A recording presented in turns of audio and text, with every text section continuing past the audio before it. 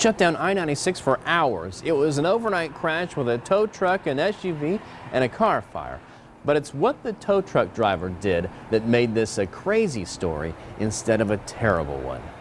Well, the crash happened on eastbound I-96 just east of the M6 interchange, and we told you about it as breaking news on 24-Hour News 8 at 11. But since then, we've learned a whole lot more. And 24-Hour News 8's Tom Hillen's at Spectrum Butterworth in Grand Rapids, where two drivers from that crash are still recovering this morning. So, Tom, walk us through what happened.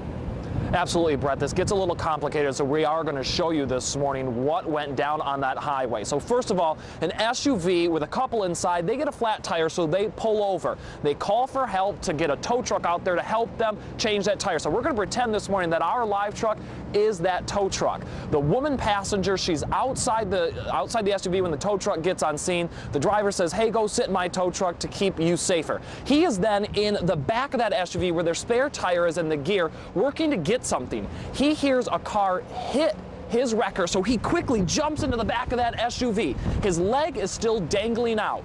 Because of the impact of the crash, the wrecker is pushed and pins his leg in between the SUV and the wrecker. While all this is going on, that car that caused the crash spins out and ends up in the middle of I-96, bursts into flames. A Good Samaritan comes along, pulls the driver out of that car, pulls him to the shoulder. This morning, both the driver of the car that caused the crash and the wrecker driver are here at Spectrum Butterworth. Brett. Tom, what's going to happen to that person that caused that crash? Well, he will most likely face some charges, and those charges could be increased, Michigan State Police tell me, and that is because the driver failed to move over lanes when he saw that wrecker. Back in 2004, Michigan made it a law saying that drivers have to move over for emergency vehicles, and in 2004, they included wreckers as part of those emergency vehicles, Brett. And what about the people who are hurt and are at the hospital right now? Again, they were both brought here. They do have serious injuries, according to Michigan State Police. However, they both are expected to survive, but that wrecker driver, his leg is pretty mangled, Brett.